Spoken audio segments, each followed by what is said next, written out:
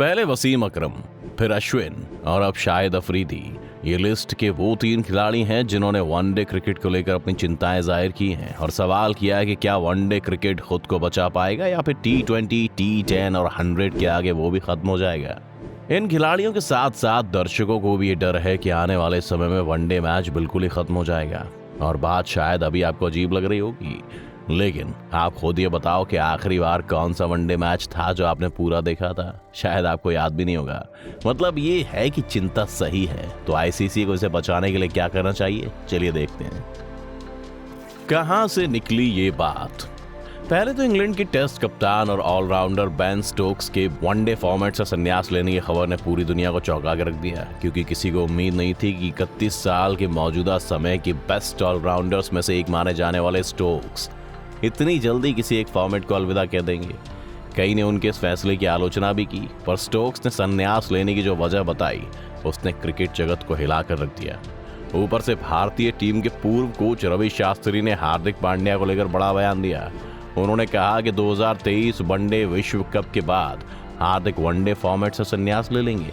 दरअसल Ben Stokes ने one day format से संन्यास का ऐलान करते हुए कहा कि तीनों प्रारूप खेलना मेरे लिए संभव नहीं है, खासकर जो शेड्यूल रहता है और हमसे जिस तरह के प्रदर्शन की उम्मीद की जाती है वो काफ़ी थकाने वाला है। मेरा शरीर मुझे निराश कर रहा है। मुझे ये भी लगता है कि मैं एक और खिलाड़ी की जगह ले रहा हूँ। उनके इस बयान ने वनडे क्रिकेट पर सवाल खड़े कर दिए थे।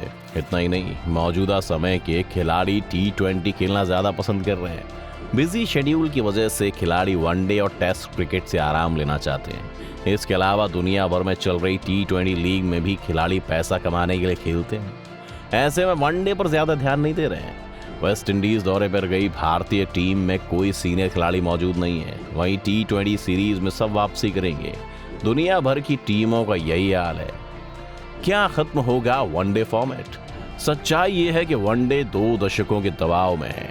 साल 2009 में सचिन तेंदुलकर ने महसूस किया था कि वनडे फॉर्मेट, जिसने कई सालों से क्रिकेट की आमदनी और फैंस को बढ़ाया है, वो अपनी महत्वता खोता जा रहा है। तब तेंदुलकर ने तर्क दिया था कि वनडे प्रेडिक्टेबल हो गया है। पावर प्ले के पहले 10 ओवर और आखिरी 10 ओवरों में बड़ी हिटिंग ने इस फॉर्मेट को बचाए रखा है, लेकिन बीच के ओवरों में ना ही फैंस और ना ही खिलाड़ी इसमें कुछ खास दिलचस्पी दिखा रहे हैं। ये एक दिलचस्प तर्क था, क्योंकि बयान क्रिकेट जगत से ही आया था, वो भी उस क्रिकेटर से जिसने इस प्रारूप में काफी रन बनाए और दुनिया भर में अपनी महानता साबित की है। T20 की लोकप्रियता से बढ़ा विवाद। इसका सबसे बड़ा कारण T20 क्रिकेट का पॉपुलर होना भी रहा है। T20 की फैन फॉलोइंग बहुत ज़्यादा है और ये कहीं बहुत आकर्षक भी माना जाता है। खिलाड़ियों के लिए अगर वाइट बॉल के 2 फॉर्मेट में से किसी एक को चुनना हो तो वो बिना सोचे समझे T20 को ही चुनेंगे। एक वनडे मैच पूरा होने से कम 9 घंटे का वक्त जाता है। मौजूदा दौर में इतना वक्त कम ही लोगों के पास है, तभी T20 क्रिकेट का चलन सुपरहिट हो गया है। अब तो इससे भी छोटा फॉर्मेट आ गया है। कई देशों में T10 लीग की सुर्खियां हैं और लोगों को ये पसंद आ रही है। हद तो तब हुई जब इंग्लैंड में एक नया फॉर्मेट शुरू हुआ।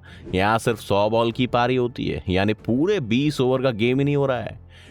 इंग्लैंड जो क्रिकेट का जनक है और अभी भी टेस्ट क्रिकेट को तवज्जो देता है, वहाँ 100 जैसा फॉर्मेट सुपरहिट हो गया है। वनडे क्रिकेट को लेकर उपाय क्या है, इसे समझने से पहले ये देखते हैं कि खिलाड़ियों को क्या लगता है। तेंदुलकर ने वनडे फॉर्मेट को बनाए रखने या यूं कहीं जीवित रखने के लिए एक सुझाव भी दिया था। उन्होंने कहा था कि 50 ओवरों का एक साइड गेम को दोनों टीमों के लिए 25-25 ओवर की 2 पारियों में विभाजित किया जाना चाहिए। साथ ही उन्होंने फील्ड सेटिंग, बॉल चेंज को भी लेकर कई सुझाव दिए थे। टोनी ग्रेग ने भी 2012 में सचिन तेंदुलकर की तरह वनडे को 4 पारियों में बांटने जाने की वकालत की थी।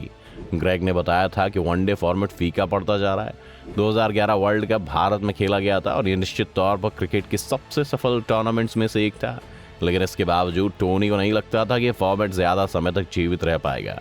हालांकि इस मामले में टोनी ग्रेग गलत साबित हुए, क्योंकि 2011 के बाद ऑस्ट्रेलिया, न्यूजीलैंड में 2015 में खेले गए वनडे वर्ल्ड कप ने भी सफलता की ऊंचाइयों को छुआ था।